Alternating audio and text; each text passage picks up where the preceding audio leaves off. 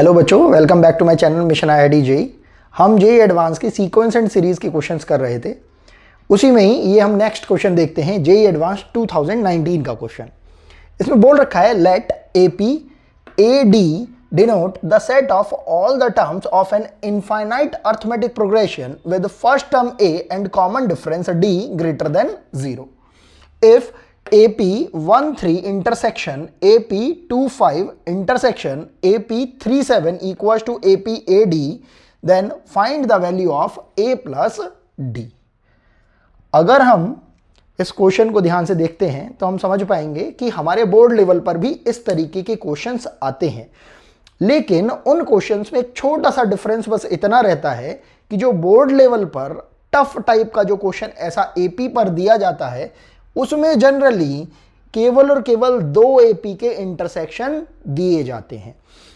JEE level पर इन्होंने हमसे बस 3 एपी के 3 अर्थमेटिक प्रोग्रेशन के इंटरसेक्शन लेने को बोला है, और इन तीनों इंटरसेक्शन लेने के बाद जो एपी बनकर आ रही है उसके first term and common difference D के एडिशन को, समीशन को निकालने के लिए बोला है।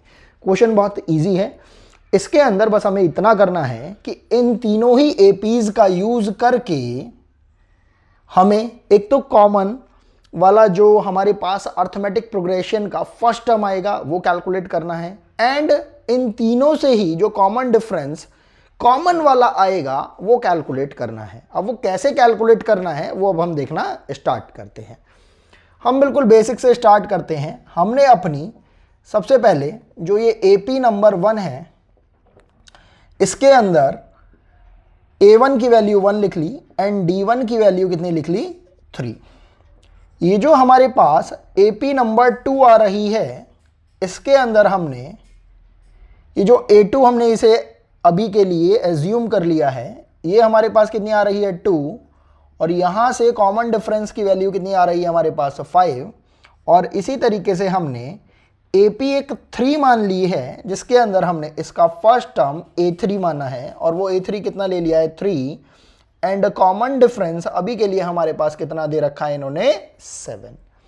हम यहाँ पर बेसिक अजम्पशन लेकर चलते हैं, जैसा कि हम अपने बोर्ड लेवल पर या बेसिक लेवल पर लेकर चलते हैं कि लेट से इसका इस फर्स्ट वाली AP का mth टर्म, इसका nth टर्म और इस थर्ड वाली एपी का rth टर्म लेट से आपस में इक्वल होगा।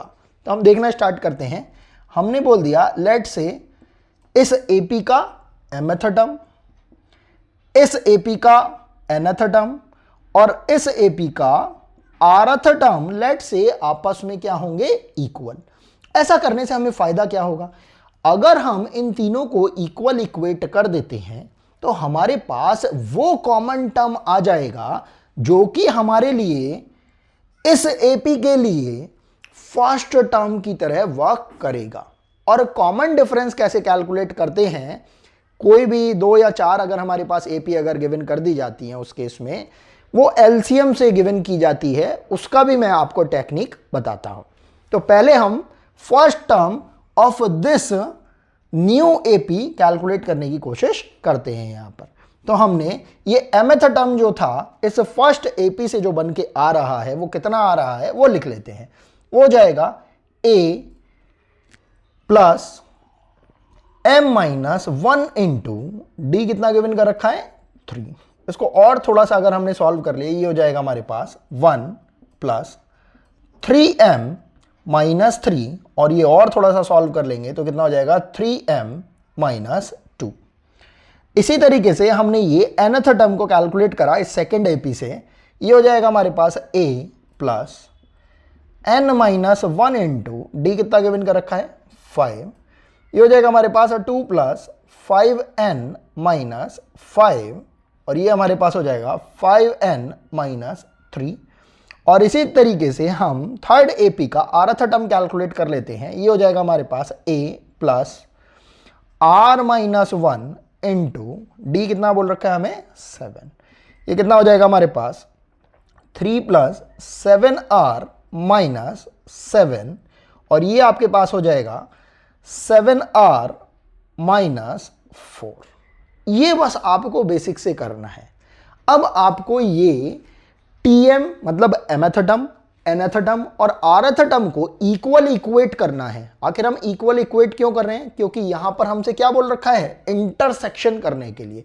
इंटरसेक्शन का मीनिंग हो गया कि इन तीनों एपी के अंदर जो भी टर्म्स हैं और उन टर्म्स में से जो कॉमन टर्म्स आ रही हैं, उन कॉमन टर्म्स को लेकर जो बनने वाली एपी होगी उसके फर्स्ट टर्म को इन्होंने ए से रिप्रेजेंट कर रखा है और उसके कॉमन डिफरेंस को डी से रिप्रेजेंट कर रखा है। बस ये बेसिक कॉन्सेप्ट अगर हमारे दिमाग में क्लियर है तो क्वेश्चन ये बहुत इजी बन जाता है। तो हमने क्या करा, according to the question Tm equals to Tn equals to Tr equate कर दिया है, क्योंकि अगर ये इक्वल इक्वेट कर देंगे तो ही हमें इन तीनों के इंटरसेक्शन से बनने वाली एपी का फर्स्ट टर्म मिलेगा। तो हम यहां पर जब इसको रखते हैं तो 3m minus 2 equals to 5n minus 3 equals to 7r minus 4 लिख देते हैं। अब यहां पर बच्चे को बहुत सारे कंफ्यूजन ये हो सकते हैं कि सर ये तीन वेरिएबल हैं, इक्वेशन केवल हमारे पास इस टाइप से बन पा रही है, तो अब हम किसको किसके साथ इक्वेट करेंगे? इसका एक सिंपल सा मैं आपको सॉल्यूशन बताता हूं। करने के लिए तो आप इस n को m में इक्वेट कर सकते हो, इस r को भी m में इक्वेट कर सकते हो, इस m को n में इक्वेट कर सकते हो, इस r को भी n में इक्वेट कर सकते हो, या आप इस n को भी r में इक्वेट कर सकते हो और इस m को भी r में इक्वेट कर सकते हो। लेकिन अच्छा यही रहेगा कि अगर आप बीच वाले टर्म को कॉमन लेकर इसको भी इसमें इक्वेट कर दो और इसको भी इसमें इक्वेट कर दो। इससे फायदा ये रहेगा आपके लिए कि हमारे पास हम देख पा रहे हैं कि जो AP है इंक्रीजिंग ऑर्डर में दे रखी है इन टर्म्स ऑफ इसका जो फर्स्ट टर्म है एंड कॉमन डिफरेंस है। तो ऐसे में ये फायदा हमें मिल सकता है कि अगर हम बीच वाली टर्म में दोनों बाकी APs को इक्वेट कर देते हैं तो हमारे पास रिलेटिवली इजी रिजल्ट मिलेगा। तो अगर हमने इसको ऐसे इक्वेट किया तो हम देखते हैं जब हमने इसको इसके साथ इक्वेट करा तो हमारे पास m की वैल्यू आ रही है 5n माइनस 3, और जब ये 2 इधर की साइड जाएगा तो कितना हो जाएगा ये हमारे पास -1, और इस m का 3 अपॉन में चला जाएगा तो हमारे पास m की ये वैल्यू आ गई। Let's say this is equation number 1। इसी तरीके से जब हमने 7r माइनस 4 में से इस r को n में कैलकुलेट किया तो ये हमारे पास आ रहा है r equals to minus r, जब 5n के पास जाएगा तो ये हो जाएगा 5n प्लस 1 डिवाइडेड बाय 7। हमने अभी के लिए m को भी यहां पर ही लिख लिया। ये कितना हो गया 5n माइनस 1 अपॉन 3। तो यहां पर इसे 1 2 करने की बजाय हमने इसे यहीं पर ही 1 और 2 बोल दिया। अब आपको n की ऐसी वैल्यू कैलकुलेट करनी है जिस पर r और m की वैल्यू इंटीजर आए। आखिर ये मैं क्यों बोल रहा हूं? ये मैं आपसे इसलिए बोल रहा हूं क्योंकि जो m है, n है और r है वो नंबर ऑफ टर्म्स को रिप्रेजेंट कर रहे हैं, और नंबर ऑफ टर्म्स कभी भी डेसिमल में नहीं आ सकती। मतलब नंबर ऑफ टर्म्स या तो 1 होगी या 2 होगी या 0 होगी या 20 होगी या इनफाइनाइट होंगी। हम यहां पर लूली लंगड़ी टर्म्स नहीं ले सकते हैं, मतलब 1.2 टर्म्स या 1.5 टर्म्स या 7/12 टर्म्स। हमें जो टर्म्स चाहिए कंप्लीट नंबर्स में चाहिए, मतलब इंटीजर प्लस इंटीजर टर्म्स में चाहिए। तो अगर हम ध्यान से देखें यहां पर हम इन दोनों को ही इजीली सॉल्व कर सकते हैं। कैसे? हिट एंड ट्रायल मेथड से। अगर हम यहां पर हिट एंड ट्रायल मेथड लगाते हैं तो हम यहां पर पाते हैं कि अगर हम यहां पर n की वैल्यू अगर हम यहां से स्टार्ट कर देते हैं, यहां पर अगर हम n की वैल्यू 1 रखते हैं तो 5 प्लस 1 डिवाइडेड बाय 7 ये हमारा सॉल्यूशन नहीं बैठ रहा है। n की वैल्यू 2 रखी तो 10 प्लस 1 उससे भी नहीं बैठ रहा है।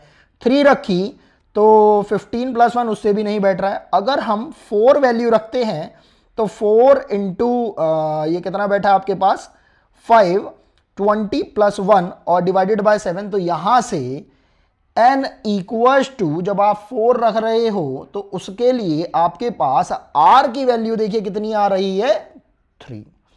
इसी तरीके से आप n की एक और वैल्यू पर इसको चेक कर लीजिए एक बार।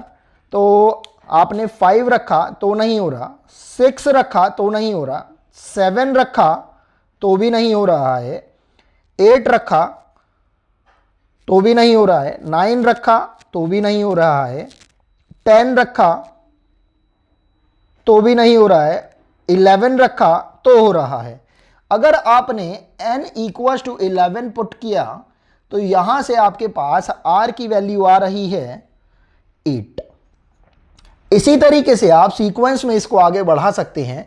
हम देख रहे हैं कि यहां पर हमारे पास ये जो n की वैल्यू जो हमने रखी है 4 के बाद 11, तो यहां पर कितने का डिफरेंस आ रहा है, 7 का। तो हम बिना देखे भी, बिना इसे कैलकुलेट करे भी हम डायरेक्टली बोल सकते हैं कि अगर मैं n इक्वल टू 18 रखूंगा तो भी मेरे पास r की वैल्यू इंटीजर आएगी। वो कैसे, 18 इंटू 5 आपका होता है 90, 90 प्लस 1 होता है 91, और 91 जब 7 से डिवाइड होगा तो ये हमारे पास कितना आएगा, 13। तो इस तरीके से हमारे पास ये सीक्वेंस बनती सी आती हुई दिखाई दे रही है। अब देखते हैं हम m के लिए। हमने n में रखना स्टार्ट करा 1 से, तो n इक्वल टू 1, ये हमारा सॉल्व नहीं हो रहा है, मतलब सॉल्व तो हो रहा है लेकिन ये फ्रैक्शनल टर्म आ रही है, तो हमें फ्रैक्शनल टर्म नहीं चाहिए, हमें कैसी टर्म चाहिए, इंटीजर। क्योंकि m n r किसको रिप्रेजेंट करते हैं, नंबर ऑफ टर्म्स को। यही बात आपको अपने दिमाग में रखनी है। n इक्वल टू 2 रखा तो ये हमारा n इक्वल टू 2 पर देखिए कितना आ जाएगा, 9/3। तो m की वैल्यू कितनी आ रही है हमारे पास, 3। अब एक और वैल्यू कैलकुलेट करते हैं। 3 पर नहीं हो रहा है, 4 पर भी नहीं हो रहा है, 5 पर हो रहा है। अगर हमने n इक्वल टू 5 रखा तो हम देख रहे हैं ये कितना हो जाएगा हमारे पास, 5 इंटू 5 25 माइनस 1 24 डिवाइडेड बाय 3। तो ये हमारे पास वैल्यू कितनी आ रही है, 8। हम यहां से भी देख पा रहे हैं कि n की वैल्यू 2 के बाद हमने कितनी ली है, 5। 2 के बाद अगर हमने 5 ली है तो ऑब्वियसली हम इसके बाद नेक्स्ट कौन सी वैल्यू ले सकते हैं, 5 के आगे बढ़ाकर हम वैल्यू ले सकते हैं इसके अंदर 3 प्लस 8। तो n इक्वल टू 8 पर भी ये हमारा इंटीजर वैल्यू देगा m की। तो n इक्वल टू 8 जब हमने रखा तो 5 8 40 माइनस 1, तो यहां पर कितना आ रहा है, 39 डिवाइडेड बाय 3, m की वैल्यू आ रही है हमारे पास 13। तो उसी तरीके से अगर हम n की एक और ऐसी वैल्यू देखें, ऐसा आखिर हम क्यों कर रहे हैं यह भी आपको समझ में आने वाला है। n की हम एक और वैल्यू देखते हैं तो 8 के बाद ऑब्वियसली m की इंटीजर वैल्यू n की एक और एक्स्ट्रा वैल्यू जो कि क्या हो सकती है, 11 पर भी मिलेगी। 8 से लेकर 11 के बीच वाले किसी भी नंबर के लिए n की वैल्यू के लिए m की वैल्यू इंटीजर नहीं मिलेगी। चाहे तो आप कैलकुलेट करके देख सकते हैं, क्योंकि एक पैटर्न बन रहा है और हम पढ़ भी क्या रहे हैं, सीक्वेंस एंड सीरीज, जो कि यही समझाने की कोशिश करता है कि कुछ सीरीज या कुछ सीक्वेंसेस ऐसी होती हैं जिनको कि हम पैटर्न के बेसिस पर सॉल्व इजीली कर सकते हैं। तो n इक्वल टू, जब हमने फिर से 3 ऐड किया तो ये कितना हो जाएगा हमारे पास, 11। जब हमने 11 पुट किया तो हम देख रहे हैं 5 इंटू कितना हो रहा है हमारे पास, 11, मतलब 55 माइनस 1 मतलब 54। और हम देख रहे हैं जब हमने 3 से डिवाइड करा तो m की वैल्यू कितनी आ गई हमारे पास, 18। अब आपके दिमाग में क्वेश्चन आना चाहिए कि यार हमने पहले वाले इस कंडीशन के अंदर जब हम r की वैल्यू कैलकुलेट कर रहे थे n की केवल 3 ही वैल्यू कैलकुलेट करी, और जब हम m की वैल्यू कैलकुलेट कर रहे थे तो यार हमने 4 वैल्यू कैलकुलेट कर ली। तो आखिर हमने ऐसा क्यों किया, हमने ऐसा केवल इसलिए किया क्योंकि जो भी वैल्यू हम n की इन दोनों ही r और m को कैलकुलेट करने के लिए यूज कर रहे हैं, वो टर्म n की हम ऐसी चाहते हैं जो कि कैसी हो, कॉमन हो। मतलब अगर इसमें 4 पर r की इंटीजर वैल्यू आ रही है तो हम चाहेंगे कि n इक्वल टू 4 पर इसकी भी वैल्यू इंटीजर आए, क्योंकि हम क्या देख रहे हैं, तीनों को इक्वेट करके देख रहे हैं, इक्वालिटी में रख के देख रहे हैं। तो हम चाहेंगे किसी एक टर्म के लिए दोनों के दोनों टर्म्स क्या हो जाए हमारे पास, अपनी इंटीजर वैल्यू दें। तो आप देख पा रहे हो यहां पर अभी के अवेलेबल रिजल्ट्स के अकॉर्डिंगली केवल n इक्वल टू 11 पर ही हमें दोनों की इंटीजर वैल्यू मिल रही है।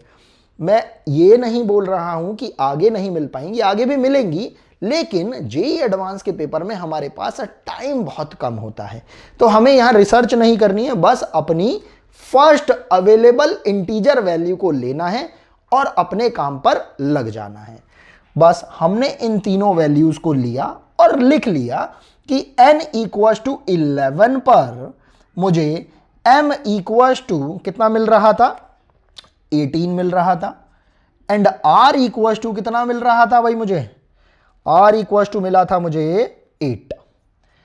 तो यहां पर आपको कंफ्यूजन नहीं होना चाहिए कि n इक्वल टू 11 पर, m इक्वल टू 18 पर और r इक्वल टू 8 पर क्या हमारी तीनों ही एपीज की टर्म सेम होंगी या नहीं होंगी। हाँ, सेम होंगी, 101% सेम होंगी, क्योंकि ये हमने मैथमेटिकली कैलकुलेट किया है। तो अगर किसी के मन में ये डाउट भी रहता है तो हम कैलकुलेट भी कर लेते हैं। अगर हम T11 अगर कैलकुलेट करते हैं अपनी ये nth वाला, ये जो हमने टर्म लिया था कौन सी एपी से लिया था, सेकेंड एपी से, तो एपी नंबर 2 के लिए जब हम T11 कैलकुलेट करते हैं तो हमारे पास वैल्यू आ जाएगी, हम ध्यान से देखेंगे कितना हो जाएगा, 5 इंटू 11 माइनस 3, तो ये हो जाएगा हमारे पास 55 माइनस 3 मतलब 52। इसी तरीके से जब हम T18 कैलकुलेट कर लेंगे, T18 किससे है, mth टर्म से रिलेटेड है। mth टर्म कहां पर है हमारे पास, AP1 के अंदर है। तो जब हम AP1 की बात करेंगे तो यहां से जब हम 18th टर्म निकालेंगे तो 3 इंटू 18 माइनस का 2 करेंगे, 18 इंटू 3 54 माइनस का 2 बोले तो 52 आएगा। और इसी तरीके से जब हम 8th टर्म कैलकुलेट करेंगे, ये 8th टर्म किससे एसोसिएटेड है, r से, और r हमारे पास कहां पर है, rth टर्म हमने लिया है एपी नंबर 3 से। तो ये एपी नंबर 3 हमारे पास कैसी वैल्यू देगा, यहां से rth टर्म की 7 इंटू 8 माइनस का 4, तो 7 इंटू 8 कितना होता है, 56 माइनस का 4 बोले तो 52। तो अब हमारे पास अपनी इस नई एपी का जो ए है, जो फर्स्ट टर्म है, वो कैलकुलेट होके आ गया है, वो कितना है हमारे पास, 52। अब बात करते हैं कॉमन डिफरेंस की। आप ये मत समझिए कि मैंने गलत बोल दिया है, मैं क्या बोल रहा हूं, कॉमन डिफरेंस की। अब इसका मीनिंग क्या हुआ, इसका मीनिंग बिल्कुल वही है जो कि अभी हमने फर्स्ट कॉमन टर्म को निकाला है। मतलब इन तीनों ही एपीज का यूज करके अगर मुझे कॉमन फर्स्ट टर्म निकालना है तो मैं टर्म्स को इक्वेट करता हूं, लेकिन अगर मुझे कॉमन डिफरेंस निकालना हो कॉमन वाला तीनों एपीज का यूज करके, तो उसका तरीका क्या होता है, एलसीएम। अगर मैं एलसीएम ले लूं किसका, D1 का, D2 का, D3 का, तो इससे आने वाला जो रिजल्ट है वो मुझे क्या देगा, कॉमन डिफरेंस कॉमन वाला, जो कि क्या है, D। तो यहां पर मैंने एलसीएम निकाला किस किस का, कॉमन डिफरेंसेस का। कॉमन डिफरेंसेस कितने कितने दे रखे हैं भाई मुझे, 3, 5, 7। तो इनका एलसीएम अगर मैं देखूं, इनमें कोई भी कॉमन चीज नहीं आ पा रही है। अगर कॉमन नहीं आ पा रही है तो ऑब्वियसली एलसीएम कैसे निकलेगा, इन तीनों की मल्टीप्लाई करके। और मैं देख पा रहा हूं 15 इंटू 7 ये कितना हो जाएगा, 105। तो मेरे पास कॉमन वाला कॉमन डिफरेंस भी कैलकुलेट होके आ गया है, दैट इज इक्वल टू 105। तो हम इसको भी लिख लेते हैं। तो मेरे पास फर्स्ट टर्म ए जो कॉमन वाली है इन तीनों एपी से, वो भी आ गई है, और कॉमन वाला कॉमन डिफरेंस भी आ गया है, दैट इज 105। अब मुझे इस जेईई एडवांस में जो क्वेश्चन पूछ रखा है a प्लस डी वाला, बस वो कैलकुलेट करना है। वो कितना हो जाएगा, अगर मैं इसको ऐड कर देता हूं 157, और यही हमारा रिक्वायर्ड आंसर हो जाएगा। मैं समझता हूं कि इस क्वेश्चन को करने के बाद आपके मन से एक ये मिथ भी हट जाएगा कि एडवांस हमेशा ही टफ क्वेश्चन पूछता है। क्वेश्चन थोड़ा ट्रिकी हो सकता है, लेकिन अल्टीमेटली वो रहता इजी ही है अगर आपको इन डेप्थ बेसिक चीजों के बारे में पता है। ठीक है, चलिए नेक्स्ट क्वेश्चन की तरफ मूव करते हैं। ये क्वेश्चन पूछ रखा है हमारे जेईई एडवांस 2018 के अंदर। क्या बोल रखा है? Let capital X be the set consisting of the first 2018 terms of the arithmetic progression 1 6 11 इस टाइप से, and capital Y be the set consisting of the first 2018 terms of the arithmetic progression 9 16 23 इस तरीके से, then find the number of elements in the set X union Y। Question जो अभी हमने 2019 का solve किया था, ये उसका बेबी पार्ट है। अब ये क्वेश्चन 2019 के रिलेटिवली इस पोर्शन को अगर हटा दें तो बहुत इजी है, बस इस पोर्शन को हमें समझने की जरूरत है। अब ये क्वेश्चन हम बिल्कुल बेसिक तरीके से स्टार्ट करेंगे और आप देखेंगे कि ये क्वेश्चन इन्होंने लगभग हमारे एनसीईआरटी के मिसलेनियस लेवल के लेवल पर ही दिया है। तो इसे सॉल्व करना स्टार्ट करते हैं। हमने सबसे पहले जो भी हमें गिवन क्वांटिटीज कर रखी हैं उनको लिख लिया। हमारे पास ये जो कैपिटल X है ये सेट बता रखा है, कौन सा? 1 6 11 इस तरीके से अप टू 2018 टर्म्स तक। तो ये हमें समझ के रखना है कि ये क्या है। उसी तरीके से ये कैपिटल Y भी हमें बता रखा है 9 6 16 23 अप टू, अगेन ये कहां तक बता रखा है हमें? 2018 टर्म्स तक। तो सबसे पहले तो हमें एक काम ये करना है कि दोनों ही ये जो हमारे पास सेट आए हैं उनमें जो लास्ट टर्म है हमारे पास उसको कैलकुलेट कर लेना है। तो हम जब उसे को कैलकुलेट करते हैं तो हम बोल सकते हैं T 2018 या 2018 ऑफ X, वो कितना आ जाएगा हमारे पास? ध्यान से देखेंगे, first term plus 2018 minus 1 into D हमारे पास कितना आ रहा है यहाँ पर? 5।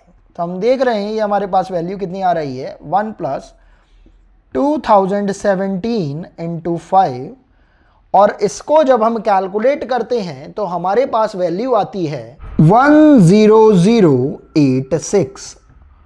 इसी तरीके से जब हम 2018 टर्म को जब हम कैलकुलेट करते हैं किस में?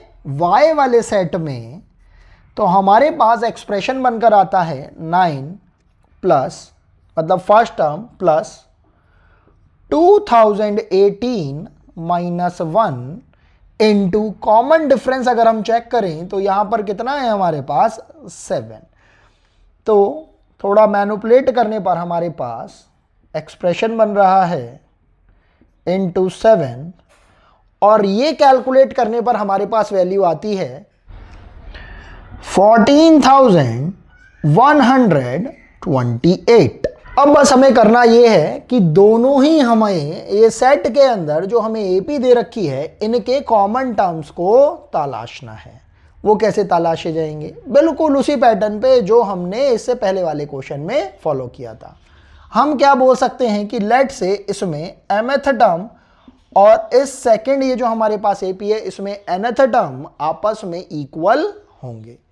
अगर हम ऐसा बोलते हैं तो यहां से हमारे पास जो mth टर्म आ जाएगा वो कितना हो जाएगा? 1 plus m minus 1 into D की वैल्यू कितनी है हमारे पास? 5, और यहां से हमारे पास आ रहा है nth term a plus n minus 1 into D की वैल्यू कितनी है हमारे पास? 7। इसको थोड़ा जब सिंप्लीफाई करते हैं तो होता है 1 प्लस 5m माइनस 5, और उसकी वैल्यू हमारे पास हो जाती है 5m माइनस 4, और यहाँ से ये जब हम थोड़ा सिंप्लीफाई करते हैं ये हो जाएगा 7n माइनस 7। तो यहाँ से वैल्यू आ रही है हमारे पास 7n प्लस 2। अगर इन दोनों के दोनों को अगर हम इक्वेट कर देते हैं तो हमारे पास आ रहा है Tm इक्वल्स टू Tn से। क्यों कर रहे हैं हम ऐसा? क्योंकि हम कॉमन टर्म्स को तलाश रहे हैं इसमें। कॉमन टर्म्स आखिर हम क्यों तलाश रहे हैं? क्योंकि हमें बताना है क्या, x union y। x union y को बताने के लिए हम वो फॉर्मूला सेट का यूज कर सकते हैं जिसमें बोलते हैं number of elements in x union y equals to number of elements in set x plus number of elements in set y minus number of elements in set x intersection y। उसी basic concept का use करके इन्होंने दो chapters को add करके इस question को बनाया है। इसीलिए हमें इंटरसेक्शन की जरूरत पड़ रही है। अदरवाइज हमें अगर यहां पर इंटरसेक्शन अगर पूछा जाता तो हमें बहुत ज्यादा सोचना नहीं पड़ता, केवल और केवल ये कॉमन टर्म निकाल के फॉर्मूला अप्लाई नहीं करना पड़ता x यूनियन y का। तो देखते हैं ये कितना हो जाएगा, 5n minus 4 equals to 7n plus 2 और यहां से हमारे पास m की वैल्यू आ रही है 7n प्लस 6 डिवाइडेड बाय 5। अब हमें n की वैल्यू पुट कर करके देखनी है। हम देख पा रहे हैं यहां पर भी हम n की वैल्यू ऐसे इंटीजर्स को लेंगे जिससे m की वैल्यू भी इंटीजर आए। क्यों आए? क्योंकि हम ये बात जानते हैं कि m और n ये हमारे नंबर ऑफ टर्म्स को रिप्रेजेंट कर रहे हैं और नंबर ऑफ टर्म्स कभी भी टूटे फूटे लंगड़े लूले या फिर फ्रैक्शन की फॉर्म में नहीं एग्जिस्ट कर सकते। वो कंप्लीट नंबर्स होते हैं, पॉजिटिव इंटीजर्स होते हैं। तो देखते हैं ये n की वैल्यू जब हमने 1 रखी तो हम समझ पा रहे हैं 13/5 ये हमारा पॉसिबल नहीं है। 2 लेते हैं तो जैसे ही हमने n इक्वल्स टू 2 लिया तो हम देख रहे हैं 14 प्लस 6 डिवाइडेड बाय 5 ये हमारे पास 20/5 मतलब m की वैल्यू कितनी आ रही है, 4 आ रही है। इसी तरीके से अगर हम n की वैल्यू जब हम 3 रखते हैं उस पे नहीं हो पाएगा, 4 रखते हैं तो नहीं हो पाएगा, 5 रखते हैं तो भी नहीं हो पाएगा, 6 रखते हैं तो भी नहीं हो पाएगा, 7 रखते हैं तो हो पाएगा। तो n इक्वल्स टू जैसे ही आपने 7 रखा, n इक्वल्स टू 7 रखा तो ये कितना हो गया 55 और m की वैल्यू कितनी आ गई है 11। अब हम एक सीक्वेंस देख रहे हैं कि n इक्वल्स टू 2 के बाद सीधे 7 पर जब हमने जंप किया तो कितने का डिफरेंस आ रहा है, 5 का।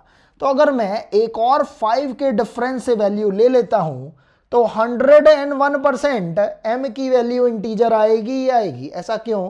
क्योंकि सीक्वेंस एंड सीरीज की ये ब्यूटी है कि वो पैटर्न फॉलो करती है। इस 7 और 12 के बीच में चाहे आप दुनिया जहां के कोई भी नंबर को एज्यूम कर लीजिए, लेकिन उस पर m की वैल्यू इंटीजर नहीं आ सकती है। तो जब आपने 12 रखा यहां पर तो 7 इंटू 12 84 प्लस 6 बोले तो 90 और 90 डिवाइडेड बाय 5 आपके पास आ जाएगा 18। तो m की वैल्यू आ गई 18। तो यहां से हम ये कितने भी नंबर्स को लिख सकते हैं, लेकिन इन नंबर्स को ज़्यादा लिखने का कोई फ़ायदा नहीं है क्योंकि हमें बस इन नंबर्स को लिखने के बाद इन पर्टिकुलर टर्म्स को लिखना है। अब आप चाहे तो इसमें से लिख सकते हो चाहे इसमें से लिख सकते हो, लेकिन फॉलो हम केवल m वाले नंबर्स को करेंगे। आखिर ऐसा क्यों? क्योंकि हम देख पा रहे हैं कि जब n इक्वल्स टू 2 पर m इक्वल्स टू 4 आ रहा है, n इक्वल्स टू 7 पर m इक्वल्स टू 11 आ रहा है, तो हम देख पा रहे हैं n की कम वैल्यू के लिए m की ज्यादा वैल्यू वाला टर्म हम ले रहे हैं। कौन सा? Common term. अगर ऐसा चलेगा तो n की जब हम लास्ट नंबर पर पहुंचेंगे तो m वाले ये नंबर पहले ही आउट हो चुके होंगे। क्यों आउट हो चुके होंगे? क्योंकि दोनों ही हमारे पास जो सेट दे रखे हैं उनमें लिमिटेड नंबर ऑफ टर्म्स मतलब 2018 टर्म्स ही दे रखे हैं। तो कॉमन सेंस ये कहता है कि जब भी कभी हमें इस टाइप के टर्म्स में से कोई एक टर्म को चूज करके कॉमन टर्म्स कैलकुलेट करने होते हैं तो हम ऐसे टर्म्स का चुनाव करते हैं जो टर्म्स में वो ज्यादा वैल्यू पर दूसरे वाला कम टर्म दे रहा हो। तो हमने m इक्वल्स टू 4 वाले इस नंबर ऑफ टर्म्स को उठाया और यहां से अपने x में से जो सेट है इसमें वैल्यू कैलकुलेट करनी स्टार्ट करी T4 की, तो वो हमारे पास कितनी आ जाएगी हम ध्यान से देखते हैं। जब हमने 4 इसमें पुट किया तो 5 इंटू 4 20 माइनस 4 ये हमारे पास आ गई कितनी 16। इसी तरीके से हमने T11 को भी कैलकुलेट किया, किस में से M में से, तो ये हमारे पास जब हमने 11 पुट करा 55 माइनस 4 तो ये हमारे पास हो जाएगा 51। और इसी तरीके से हमने T18 कैलकुलेट करा, किस में से, ये हमारे पास x वाले सेट में से, तो ये कितना हो जाएगा 18 इंटू 5 90 माइनस का 4 ये कितना हो जाएगा हमारे पास 86। अब ऐसे तो हम और भी इन टर्म्स को कैलकुलेट कर सकते थे, लेकिन क्योंकि जेईई एडवांस के एग्जाम में हमारे पास लिमिटेड टाइम है तो हमें रिसर्च नहीं करनी है। केवल इन तीनों टर्म्स से बनने वाली जो हमारे पास एपी आएगी उसको लेकर हमें कैलकुलेशन करना है।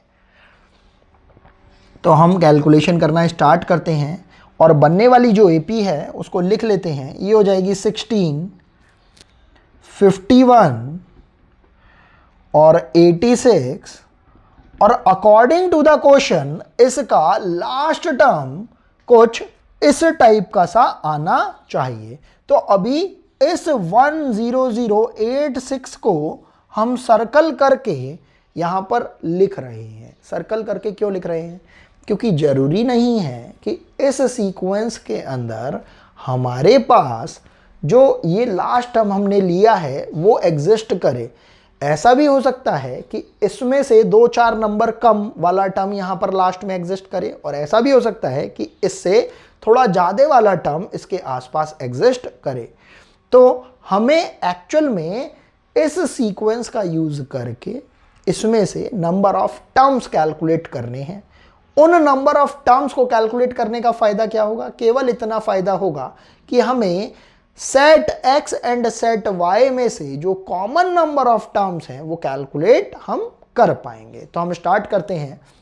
हमने 10086 को अभी के लिए लास्ट टर्म एज्यूम कर लिया और हम समझ पा रहे हैं कि जो ये वैल्यू होगी इसको अगर हम इस इनइक्वालिटी के साथ लिखते हैं कि greater than equals to a plus, यहाँ पर a तो हमारे लिए हो जाएगा 16 प्लस n माइनस 1, या n की जगह अभी के लिए हम क्या बोल देते हैं यहाँ पर, लेट से r टर्म्स होंगे कॉमन, तो r माइनस 1 इंटू डी।